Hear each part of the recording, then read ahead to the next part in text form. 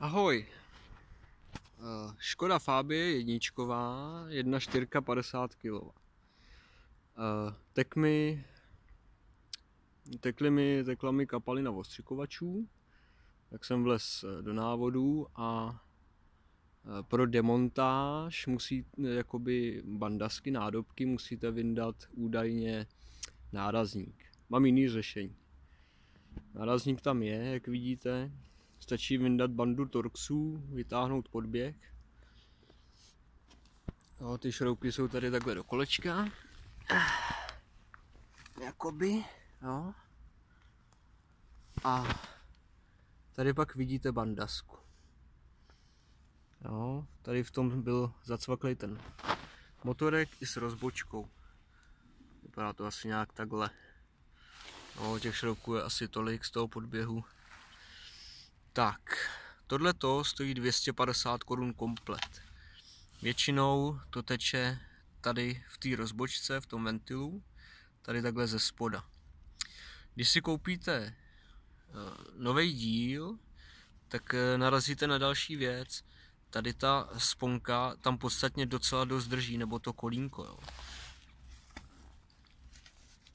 No, teď jsem ho vlastně vycvak. Tak ale počítejte s tím, že když si koupíte náhradu, jo, protože musíte si koupit samozřejmě za 250 Kč celý, protože ten spodek se neprodává samostatně, ten ventil. Tak počítejte s tím, že ta náhrada bude fungovat asi takhle. Dám tam to kolínko, jo, dám ho až na konec. Jo. Zkusím ho zacvaknout, prostě to nejde a vypadává to. Takže ve finále musíte vyrvat ty kolena z těch hadiček a prostě to musíte dát rovnou na hadičky. No, takže doporučuji to nejdřív naházet na hadičky, pak se to tam vlastně jenom takhle zasune do té gumičky, dá se konektor a máte hotovo. Jo, takže jak oni lakujou třeba v autoservisech, že to je strašně moc práce a takovýhle keci, není, žádný nárazníky se sundávat nemusí. Když sundám prostě podběh, tady jsou takhle šrouby dookola, pak je šroub tady, dáme na zástěrce a tady ze spoda. A musíte částečně sundat i ten spodní kryt. Tady jsou taky 4 nebo 3 šrouby takhle. Tak vytáhnete celý ten debilní podběh a bandasku máte vepředu. Jo? Krásně na to vidíte, akorát si musíte teda vyklonit kolo do toho směru, abyste tam viděli. Jo? V návodu je napsaný prostě sundat nárazník, odmontovat 2 šrouby, že jo? A vyndáte bandasku dopředu. No, tak když sundáte nárazník, tak vám zbyde asi takhle mezera, tak to se tam fakt jako dostanete. Vole. A stejně i když budete sundávat ten nárazník, byste museli stejně vyklopit ten podběh. Jak oni machrujou s tou bandaskou, že se vytáhne dopředu, jo.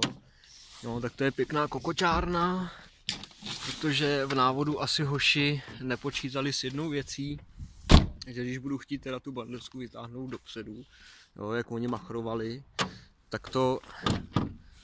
Moment. Tak to zase nebude až taková sranda, protože byste zapomněli tam napsat, že byste jako museli třeba vyndat baterku, kryt, dekl, světlo a tak dále. Jo. Takže nejlepší řešení fakt jako vysmrknout podběh a udělat to přes ten podběh. No. Tak jenom taková malinká rada, kdybyste vám náhodou tekla kapalina, nevěděli jste odkud, jo. Může to být tady spuchselá gumička, tu vidíte vlastně tady v té bandasce, no, tam může být v háji, tam by teoreticky stačil silikon a vlastně tohle to jde taky rozhodit, jo, když to vyndáte, tak tady jsou vlastně, jo, tady by měly být původně 2 gumičky, tam byly, ale ono stejně se tohleto samostatně neprodává. Jo, a tady já měl ten problém, že zrovna to teklo tady odsaď, prostě z toho spoje, jak je to tam zasunutý, tady je ještě membrána, on je to jakoby ventil dopředu, dozadu. No. Samostatně to nekoupíte, musíte to koupit bohužel celý. Ten nový díl už to má zalepený vlastně, takže je jasný, že přesně věděli, že v těch spojích jim to teče, tady je vidět to lepidlo, že už tam prostě nemají, že už tam nemají jakoby ty gumíčky, ale mají tam to lepidlo prostě daný.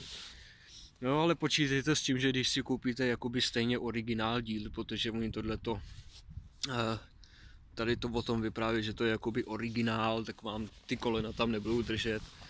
Takže se připravte si nervy na to, že budete ty kolínka vyndávat z těch hadiček. Moc to nejde vyndat, jo.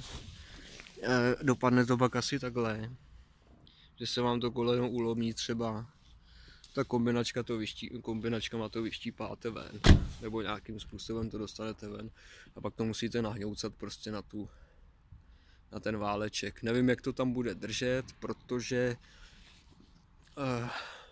k tomu jsem se ještě nedostal, ale radši tam dám sponky. Jo, ona ta hadička je sice malá docela dost, když to tam vlastně nahřeju a natlačím to tam, tak by to tam mělo držet fest, ale radši se sponkama. Tak to je asi tak všecko, co se týče ostříkovačů. Jinak tenkrát jsem četl na fóru, když jsem přemýšlel, proč mi nejde zadní ostřikovač, tak jsem scháněl, kudy vede hadička, tak nějaký blbec s prominutím tam psal, že ta hadička vede jakoby zepředu do palubovky, pak tady jako do spod, pak že to vede tady takhle stropem, jo, a tady to vylejzá. Prdlajs, nerozebírejte tapecírunk, vede to do palubovky, vede to dolů, vede to prahem, jo, tady tím sloupkem to vede nahoru a tady vám ta hadička vylejzá, jo. Jde to tady tím sloupkem to vede nahoru, je to debilně daný mezi kabelama, ale rozhodně to není ve stropě. A kdyby náhodou vám ten ostřikovač nešel, jo, vy jste jako stříkali vodu, tam máte všecko a on nejde, tak to nemusí to být tahle rozbočka, nemusí to být nic, ale tady pod tímhle debilním filtrem, to už jsem dělal ale před 100 lety někde, tak tam je něco jako jsou tyhle kolínka, tak tam je takováhle spojka, takovýhle koleno debilní. Tak to se vám rozpojilo. Mně se to teda rozpojilo, má z toho vyjede hadička. Takže to tam natlačíte zpátky, jo, dobrý, je vyhráno a ono se vám to za týden rozcvakne znova. Takže jsem skočil do prodejny s hydraulikou a s pneumatikou, koupil jsem si od Festa vlastně kolínko, to zasunete dovnitř a máte pokoj na celý život. Ono to má protizuby, takže to jen tak nevyjede. No, tak to jsou asi moje zkušenosti s ostřikovačema na té strašné Fabii, co tak nějak ty konstruktéři skoro vůbec nedomysleli. Jo, různý ty. Ještě taková věc, nedávno jsem přijel domů a měl jsem problém, že mi to hlásilo, že nemám volej. Jo. Když vyndáte tady měřák tady a zjistíte, že volej tam je, tak to může být taky jedna z věcí a to je tady ta blbost. Tady je čidlo, tohleto čidlo. To může být v háji. Jo, to snímá tlak voleje. Jak poznáte, že je v háji? Sundejte konektor a když vám z toho bude kapat volej, tak musíte vyměnit čidlo. Je to úplně jednoduchý. Jako ve finále ta Fabie je, bych řekl, oplastovaný favorit. Rozvody to má stejné řetězáky furt ještě, takže to je fáčko, akorát na tom hromada plastu. Dobrý, tak to je asi tak všecko. Mám ještě víc věcí, co jsem opravoval, ale to by bylo asi na 100 let. Tak se mějte zatím, čus.